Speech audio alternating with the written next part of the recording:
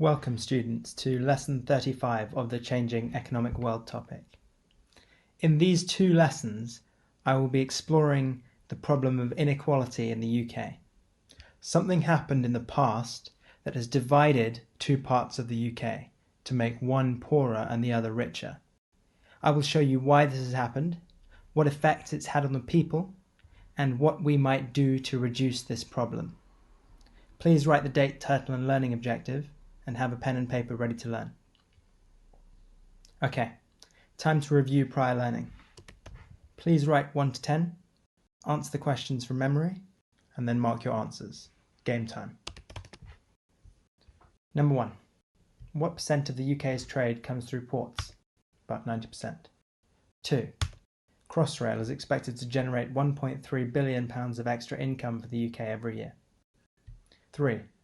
A third runway is being planned at Heathrow Airport to increase tourism and trade capacity. 4. Some parts of the UK are more affluent than others. This is called inequality.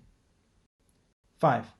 Nigeria is part of a regional free trade group called ECOWAS.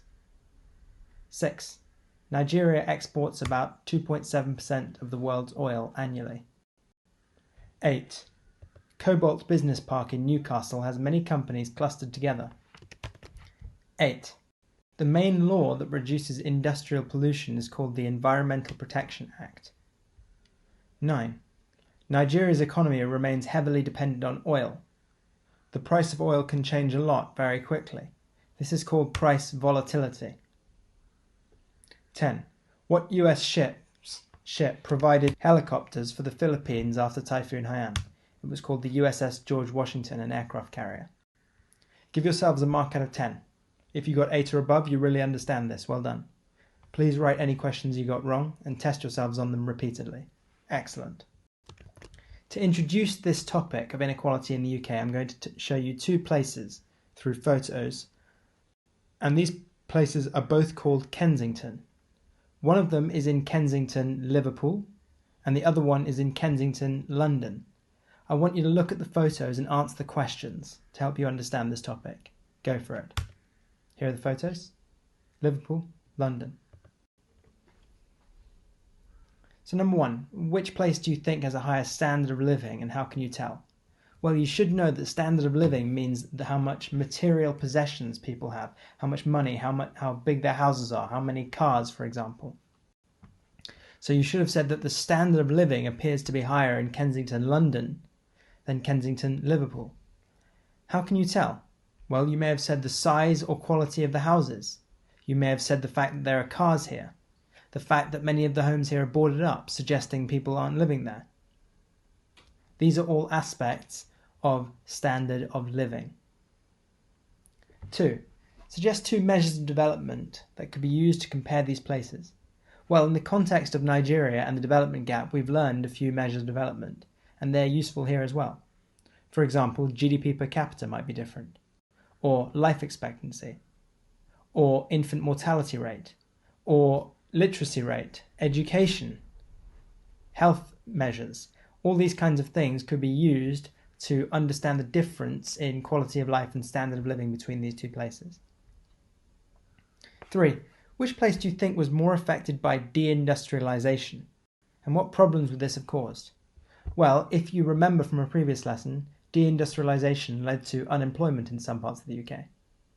So you may have said that this place seems to have been more affected because you can tell that it's poorer, which is a classic result of unemployment or having a lack of high-paid jobs. So what problems would deindustrialization have caused? That is the key thing. Unemployment, loss of investment, and all the effects would show up in the different measures of development.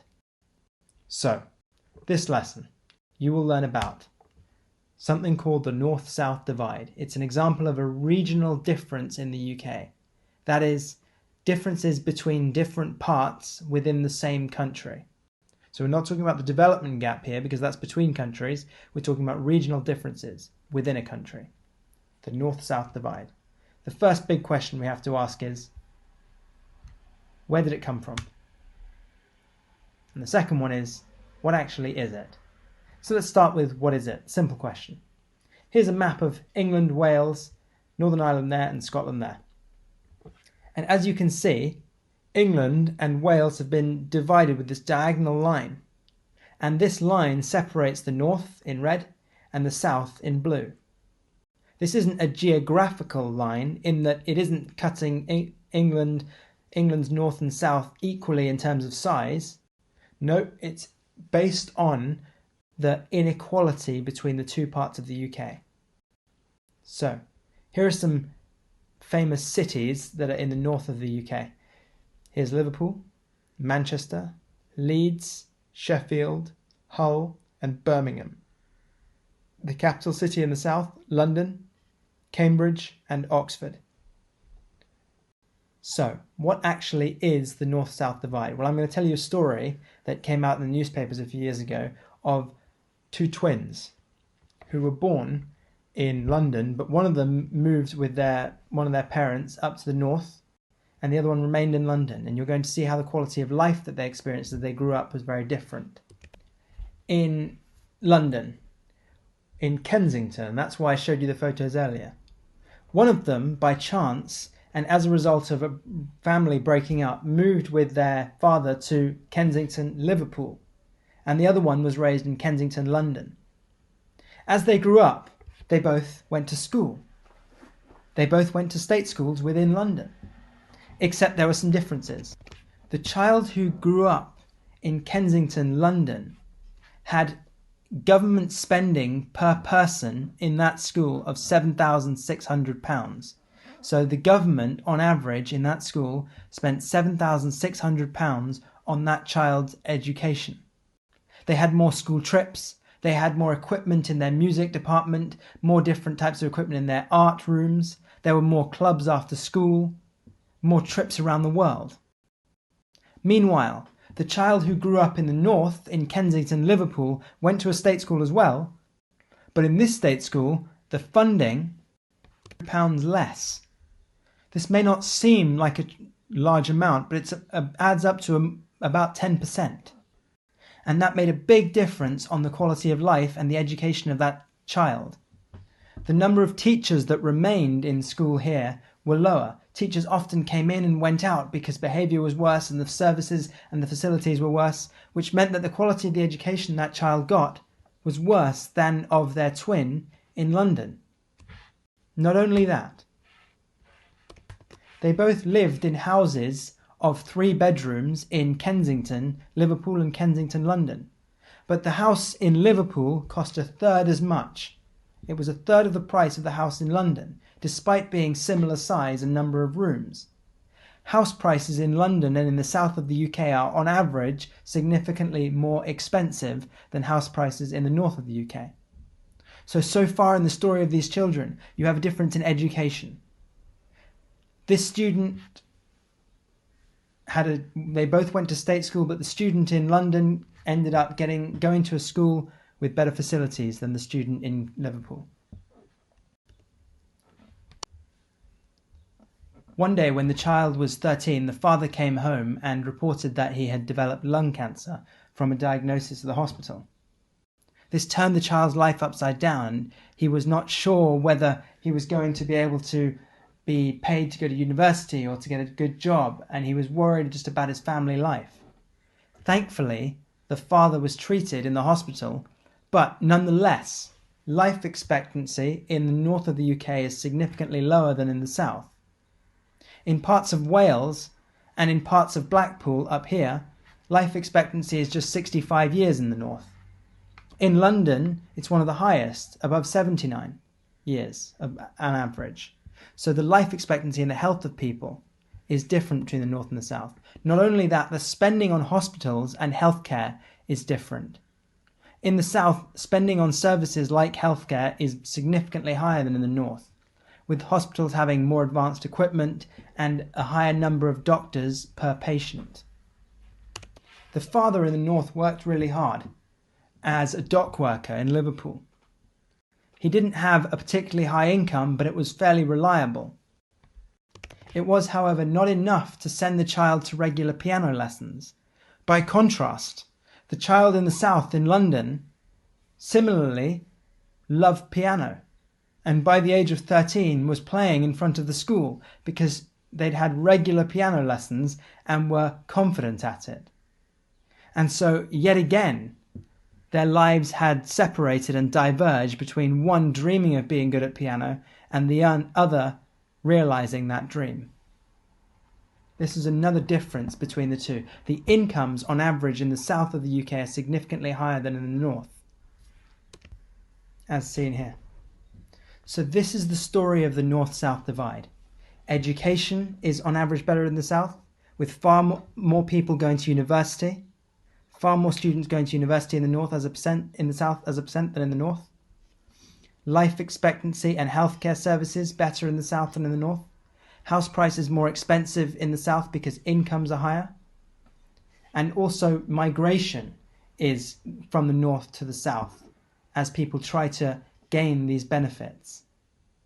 So that is the north-south divide. I suggest you watch this video to understand it better. The second question we need to know is, why did this happen? What caused it? So, before the 1970s, the UK had a large manufacturing sector, as you know. For example, manufacturing steel and ships and cars. And before that, manufacturing textiles through having cotton mills powered by steam engines, producing lots and lots of clothes and materials for clothing.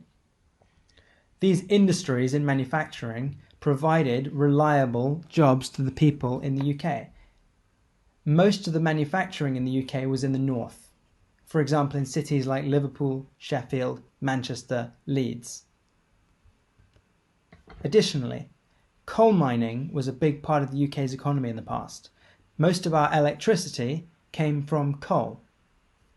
Most of the mines were located in the north of the UK. Now that the UK has become more aware of climate change and wants to reduce its CO2 emissions, and that the coal mines are starting to be exhausted to run out of coal, coal mining has ceased. It no longer provides jobs for people. This has led to deindustrialization. The competition from foreign companies, the rise of free trade and privatization led to the decline of manufacturing in the north and the UK. And the concern with climate change and the exhaustion of coal mines led to unemployment amongst coal miners, deindustrialization. And this mostly affected the areas of the north of the UK. The consequence of this is high levels of unemployment in the north, significantly higher than in the south. Additionally, there was a loss of investment in the north as a result. When people had lower incomes, they had lower demand for products, and so companies didn't set up as much. When people were less educated and less healthy, additionally, there was less investment from companies because there were fewer skilled workers to be employed. As a result of a loss of investment, unemployment remained. This is called structural unemployment. People who worked in manufacturing or in coal mining didn't have the skills to work in other sectors and remained unemployed for a long time. In the south, however, most jobs were in the tertiary sector. This sector has since grown because of the rise of computers. As a result, the south did not suffer the same unemployment and loss of investment. The overall effect of this has been that the south of the UK has remained rich and got significantly richer, while the north has not developed as fast and in many cases has not developed at all. This is the north-south divide. Okay, time to assess learning. Please write 1 to 10, read the paragraphs, put the words in the gaps, mark your answers. Go. The north-south divide is an example of a regional difference in the UK. It is characterised by economic and social inequality. On average, people in the north of the UK have lower incomes, worse health, for example, cancer rates are higher in the north, and education, and generally lower quality of life. In the past, the government invested less in people from the north, spending about £700 less per student per year in a state school in the north compared to one in London. One of the main causes of the north-south divide is deindustrialization. Since the cities in the north were heavily based on manufacturing and mining, Unemployment affected people more severely in the north than in the south, which was based more on services. The loss of manufacturing and mining jobs in the north has led to long-term unemployment of many people who struggle to retrain and gain new skills in other sectors. The loss of income for people meant that few businesses invested, and as a result, there were fewer jobs available. Please give yourselves a mark out of 10. Time to embed learning and really deepen your understanding. I'm going to show you several questions. Please answer them using your understanding, and then mark your answers afterwards. Go for it. Number 1. What is the difference between a regional economic difference and a development gap? Between countries versus within a country. 2. Explain why the north of the UK suffered more from deindustrialisation than the south. Make sure you've used these keywords. Could have said this, more manufacturing. Coal mining in the north. Higher average education in the south. People get jobs in tertiary and quaternary sectors. 3. Unequal investment across the UK. How did it contribute to the north-south divide? Make sure you've used these keywords. Businesses invested less in cities in north, lack of skills. Government invested less per person in education and healthcare infrastructure in the north, which leads to these problems. Please give yourselves a mark out of 7. Make sure, for these 2 questions especially, that you add in green any parts that you missed or any corrections. Excellent.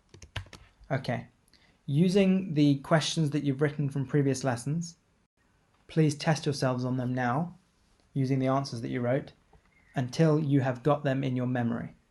Thank you so much for joining me this lesson. Next lesson, we're going to hit a more positive note. What can we do about the north-south divide, and why do we have a reason to be hopeful? Join me then. Thank you.